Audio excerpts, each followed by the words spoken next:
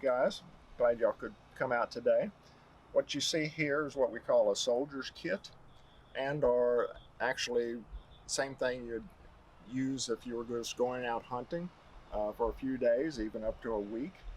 And the reason it's called a kit is it comes all together and will actually fit in a backpack.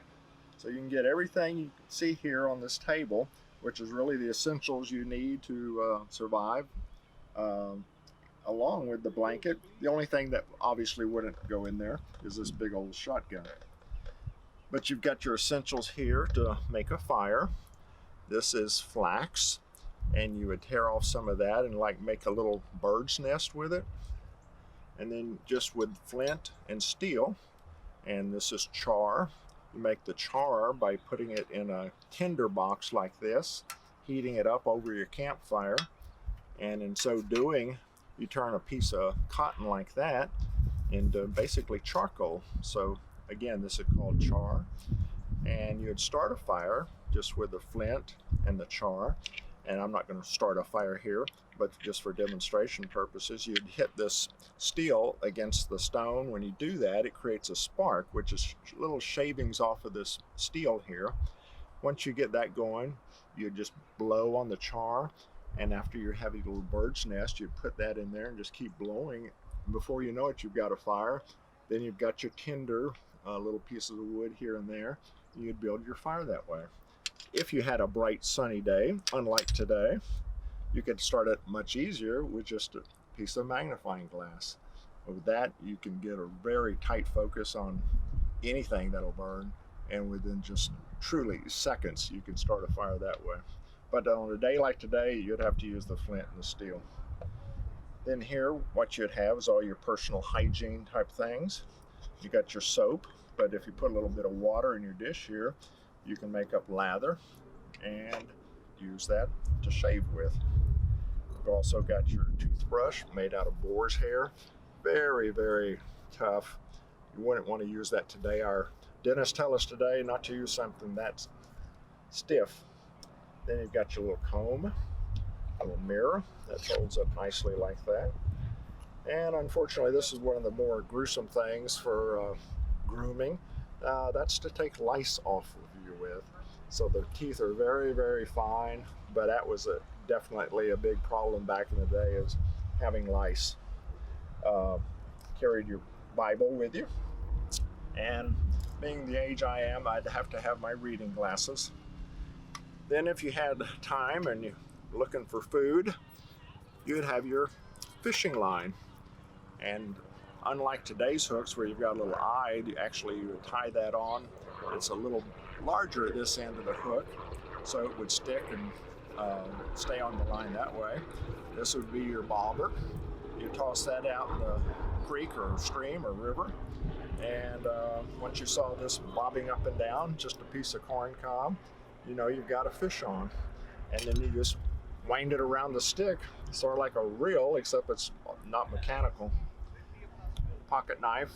This style knife goes all the way back to the American Revolutionary period. And here, this little contraption folds up nicely, and this is be called a housewife. Men would carry these with them because they didn't have the woman around, so they called these little kits their housewife. And it's got everything you need there to mend any articles of clothing, because you were constantly out in the areas where you had thorns, and just in Texas particularly, almost everything's got a thorn to it if you go out in nature. These are some of the provisions you might carry with you.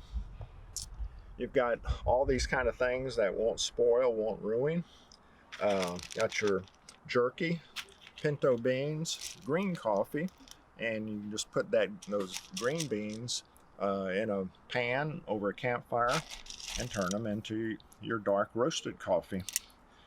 Hardtack, which as the name implies, it's very, very hard. You can't eat it as it is. That's just a mixture of flour, salt, and water, but this will literally last forever. And to eat it, you could just put a little hot water with it, or you could actually soak it in your coffee, and it softens up that way, and it's good and filling and provides some nutrition. obviously native pecans from Texas. And you typically carry your food in something like this, which is called a haversack. So you might keep your food in here rather than the knapsack backpack, because you could get to it a little easier. Salt and pepper for flavoring, little wood bowls for eating in, and you'd even carry a little mortar and pestle with you.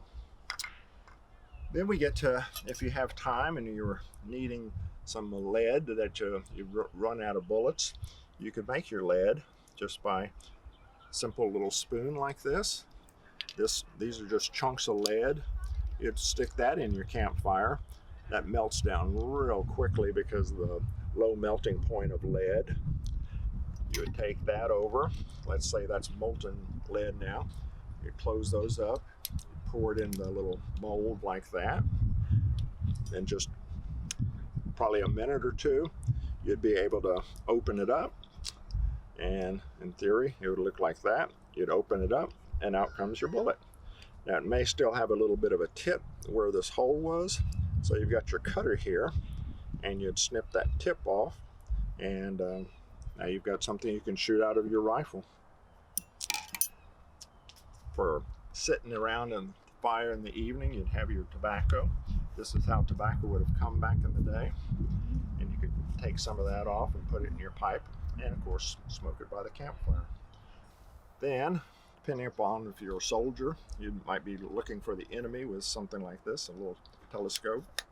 Or if you're a hunter, you could use this to try to spot animals from a distance and then sneak up on them to hopefully get that night's dinner. Compass to help you stay the course you want to stay. You'd usually carry some wood dice with you to play games. This is one of the games called Chuck-a-Luck. So the people you'd be playing with, they're betting on what numbers are going to come up when you roll the dice. And you'd usually use 3 dice. If you had your money on a 1 and a 1 shows up, you'd get your money back plus 1. If it doesn't, then the dealer basically takes all the money off the table. This is what you might actually be gambling with. You've probably heard in the pirate movies, we're here for your pieces of 8. Basically, that's what these are. You can take a Spanish real, which was the Spanish silver dollar. Back in the day, the Spanish silver dollar was really used as world currency because everybody knew that silver dollar was almost pure silver, where a lot of other countries, including the United States, it may not be as pure. So this was even used in the United States. Of course, Texas at that time was part of Spain and part of Mexico. So this was commonly used in Texas. But the reason it's called pieces of 8, you could divide it into pieces. So there'd be 2 half dollars, then you'd have a couple of quarters by cutting that in 2, or you could cut it down into 8 pieces, which would put that all together and you've got a whole coin again. Obviously, one of these, half of a quarter, would be 12.5 cents. In the 1830s in Texas, with one of these, you could buy an acre of land. So 12.5 cents for an acre of land. And of course, you got your deck of cards. Back in the day, they didn't have anything on the back. They were just playing cards like that. And you didn't have any numbers on the cards. You just had to count the dots, or in this case, diamonds, to see what they were. Face cards look fairly similar to today's cards. Kind of the same characters on them. But you'd also play card games to pass the time away. Then you've got your little reading candle. These are nice because they reflect the light very well and kind of project it to whatever you need to focus on during the long nights to read or just to be able to see in general.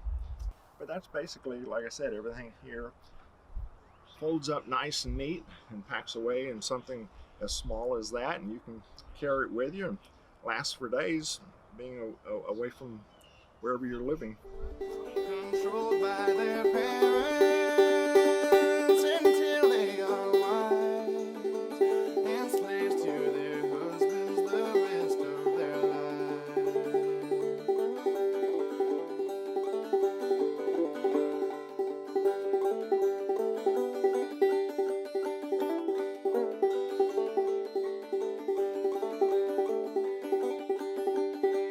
Prepare to fire! Fire! Service of peace!